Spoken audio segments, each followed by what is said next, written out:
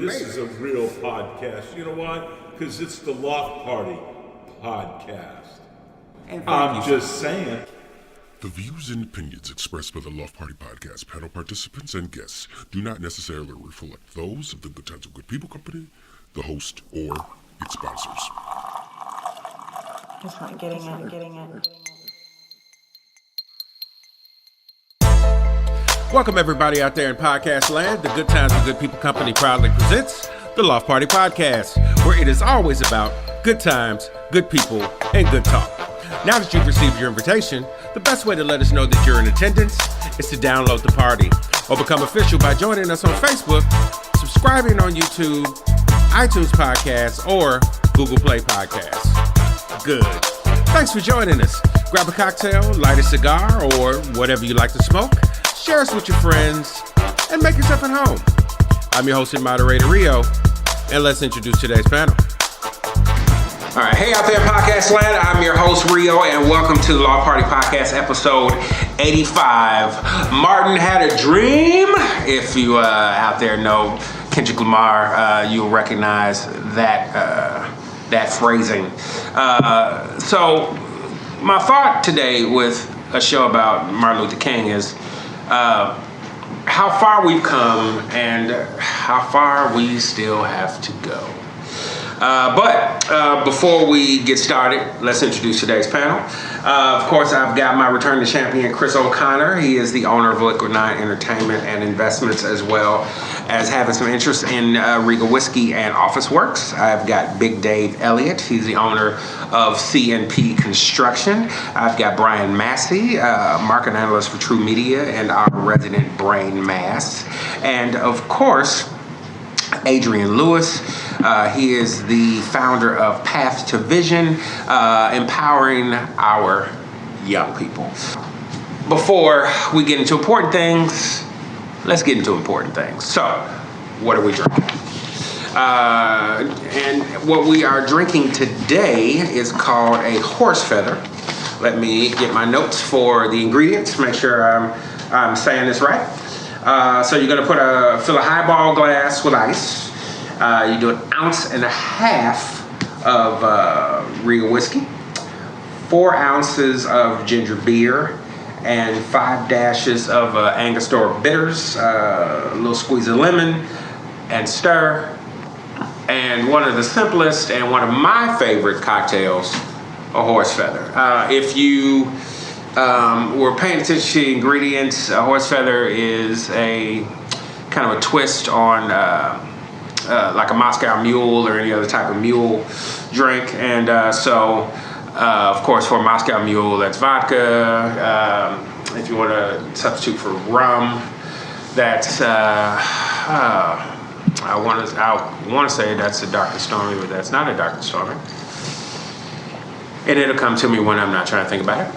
And of course, whiskey and ginger beer for a Moscow, for a horse feather. Today's drink of the day, and that brings us to what are we smoking? And of course, today we are smoking the #1 cigar for 2017, the Arturo Fuente Don Carlos Eye of the Shark. There's a whole lot I can say about the eye of the shark. It's just a good smoke. I'm not going to even go into all of the kind of complexities of flavor and stuff like that I usually try to go into, but I will say it's Cameroon wrapper, Dominican binder and filler, and box pressed. Yes, it is box pressed, torpedoed on the ends, on one end, and a box press, and at just over $12, not that bad price wise per stick. And I've been smoking for the last couple of months. Never go wrong. Outstanding, consistent smoke. It's a damn good smoke. Just a really good smoke. And my personal favorite cigar brand anyway is Arturo Fuente. So to me, it's hard to go wrong. So that is what we're smoking. I saw the next thing we usually talk about is RIPs for the day. And I definitely did see a few RIPs, most of which I wasn't sure anybody out there in podcast land was going to know. And the one that I'm going to mention, I'm also not sure that you're going to know because you may be too young to know. But ask your parents out there in podcast land about the Dick Van Dyke Show, because Jerry Van Dyke passed away. And of course, the Van Dykes were, kind of comedy legends in that era, and he will be missed. And from RIPs, that brings us to our happy birthdays for the day. Now, I'm going to say a few names, and they never thought they were going to ever be mentioned in the same sentence as the last name. Shane McMahon from wrestling fame, the DJ Skrillex, and the kind of pop rap icon Pitbull were all born on the same day as Martin Luther King Jr. They never thought they were going to have that association in life, I'm sure. And I was kind of surprised that they were all born. The world has wonderful irony at times. It does have irony at times. Yes, it does. Anyway, so last week we interviewed Max Groove, Kansas City jazz legend, and I didn't get a chance to ask a couple of very simple questions. One, how was everybody's holidays? We of course out there in podcast land, we were on hiatus through the holidays, so I didn't get a chance to ask some of these simple questions because it's up now. Go listen to it. The show is off the meat rack, so just go listen, enjoy. It's a fun and funny and raucous listen. And but how was everybody's holidays? And I will start with the one who was not here on last week, Adrian. Pretty low key. It was all good. I didn't go home, so I stayed around here in Kansas City, hung out with the girl, and just chill, man. Nothing. New Year's, it was too damn cold to go anywhere. So Chilling was the word. So grabbed some seafood, had a little seafood boil at the crib, and just took it easy, man, and got drunk. Laid up. Brian Max. I went home, my hometown, which is Arkansas City, Kansas. We call it Ark City down there. And spent some time with family. And then for New Year's, it was way too cold. I hooked up my Nintendo 64 and played Mario Party until the New Year's, and then went to bed. Okay, all right. Now I'm mad at you. O'Connor? Mine was probably the same as yours. It's very low key. Thought about going out, went outside, changed my mind, ordered some Chinese delivery and stayed in. So it was very, very uneventful. You can't go wrong with the Chinese delivery. No, we thought just Chinese New Year. Said no, good enough. Yeah. And Big Dad? Had a good Christmas with family. Went out with deer hunting one morning in 9-degree weather. Shows you how smart I am. 9 degrees? 9 degrees. Okay, all right. You can dress for it. As I did see a very large buck, I forgot to put my phone on airplane mode, and an Amber Alert came through and went buzz ding, buzz ding, buzz ding, and busted me smooth, and he took off. I never got a shot. So black powder, so you had to get fairly close to him. And then for New Year's, we went out the night before, which I've learned to do on New Year's. You go party the night before with friends. Same thing with Valentine's Day, which is the worst holiday for a man. It's set up by women to make us fail. Go out a couple nights before and not sit with everybody and eat a cold dinner someplace and have a bunch of drinks and fall asleep by 11 o'clock trying to make it to midnight because I'm old. And so we stayed home and went to bed at 10 o'clock on New Year's Day. You can't beat it. Sounds good to me. All right. So, with all that, actually, my holiday was good. I got a few good gifts. Got invited to a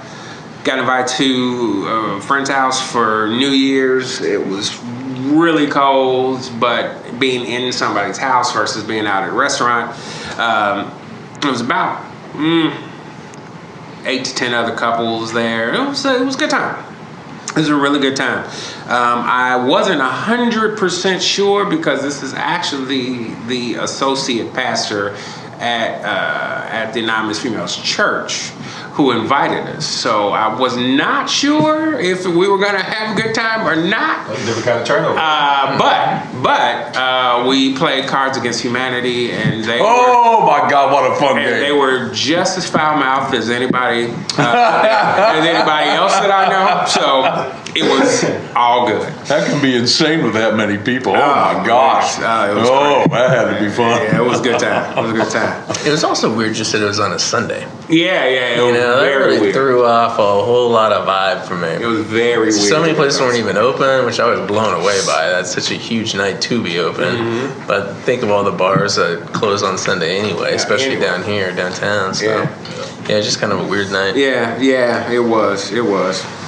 But with that, we'll be right back. Hey, you can search for the Loft Party Podcast on iTunes Podcasts, Google Play Podcasts, and on our Good Times with Good People YouTube channel. You can follow us on Instagram and Facebook, tweet us on Twitter, and if you like the content we provide, donate to us on Patreon. www.patreon.com/Loft Party Podcast. You can find all of our links below. And now back to our regularly scheduled program. All right, and we are back. And before we get too deep, let's play a quick party game. So, here's a question. I found this out. I thought it was really interesting, and I thought that at least one of the person at this table would find it insanely interesting. And then I have another party game question, but this one, I want everybody to go around, try to answer it, and then I'll give the actual answer because I thought it was pretty funny and pretty interesting. So, who was the first celebrity clothing designer? So just so I understand the question, is this a celebrity who then did a fashion line, or is this a clothing designer who became a celebrity? This is a celebrity who then put out clothes. Okay.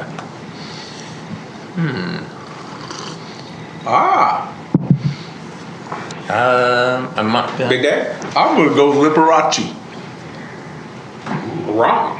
Oh! I was going to go Russell Simmons, but other than that. Also wrong. I was thinking Russell too. I have no With idea. who?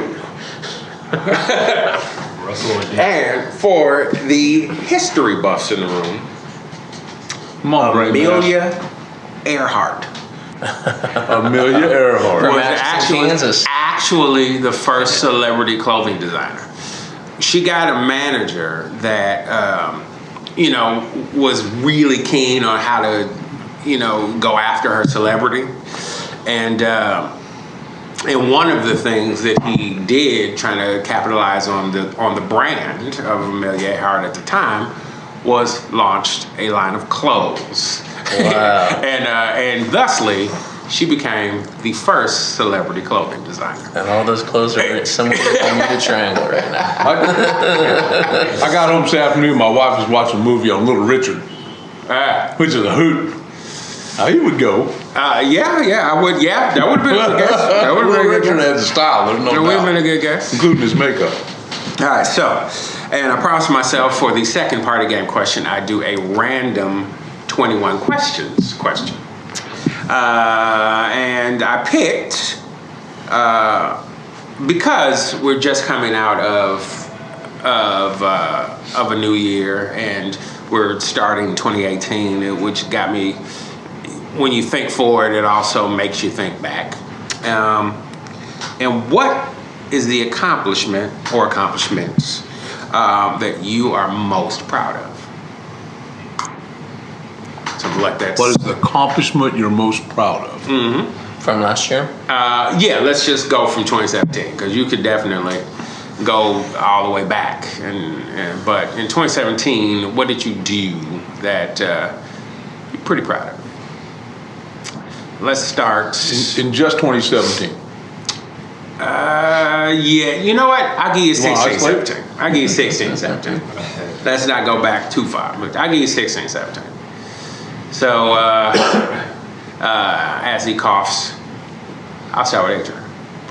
I have to say, start my own company, getting the organization off the ground. That was an accomplishment, to walk away from a job you've been at for 10 years and, just go out on a whole lot of faith and just do your own thing. So, All right. Brain mass?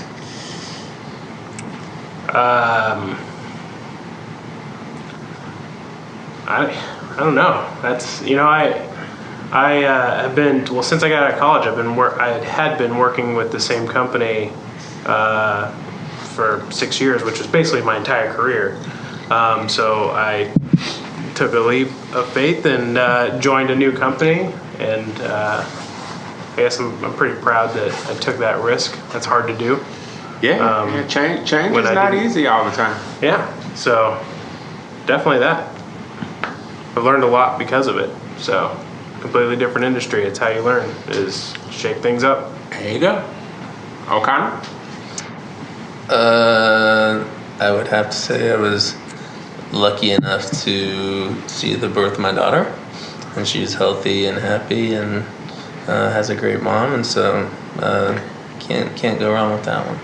Yeah, everybody out there, you in podcast land, you do not have the privilege of seeing this super cute baby, but London is super cute. Thank you. Big Dave. I think 2017 would be my father-in-law passed down in Florida, and my mother-in-law was in a nursing home, severely crippled with rheumatoid arthritis with a sharp mind. And we were able to come up with enough funds to fly her from Florida to New England and get her in a Catholic nursing home up in Dover, New Hampshire, on what's called Angel Flight, which is basically a Learjet with a ICU unit in it and a nurse. And we got her back home. And she was back home for about 5 months, and then she passed. So, we got her back where she was around friends and family again, and able to celebrate Mass and do things like that. It meant a lot to her in her latter years. And we had a service for Charlie, so a little bit of a downer note, but not really. To me, that was a very positive note, a very positive thing that happened there. So for my wife and I and the rest of the family, that was a big deal. And then being able to get back home and see cousins and different family members and old friends and all that, it was kind of, even though there was a death involved, there was a reunion involved too. So those are positive things to happen. Very much. I think for me, I hit the 2-year mark in 2017 doing the Loft Party podcast, and something that, oddly enough, it hit me one day that on more than one occasion, I launched some type of merch line. The first time, I didn't go out of my way to sell it, but it was actually wound up being really popular, but it wound up also costing me a ton of money because all the guys that I was around at the time wanted to represent, but they also wanted to represent it with me giving them one. And so that was, of course, 15, 20 years ago. And I had really almost forgot about that. But in 2017, I started the merch line for Good Times with Good People, which has been moving slowly, but it has definitely been moving. And that's been pretty exciting. Kind of growing and changing and learning with, anybody who's dealt with clothing and clothing and printing and it's it's more than the notion, but I think that I've gotten better at it as the years gone on, and actually in the past couple of months, probably the thing that I thought would be the item that people wouldn't want because it would cost more has been the one that people have been more than willing to pay money for. And but I think kind of my detail, my attention to detail with the design, and also with the garments that I'm picking, because you can, if anybody out there in podcast land, if you've tried to get any shirts printed before, you can print on the cheapest shirt in the world, but the choice of shirts, the choice of cottons, the choice of refining the designs, it's all been an accomplishment that I've been. And I got a little shout out because both Rio and Adrian are wearing a very serious, badass sweatshirt with good times with good people on it, and it is black with the gold on the front of it, and it makes these gentlemen look very handsome, more than they usually are. Well, thank you, Dave. Thank you. and with all that flattery, we'll be right back.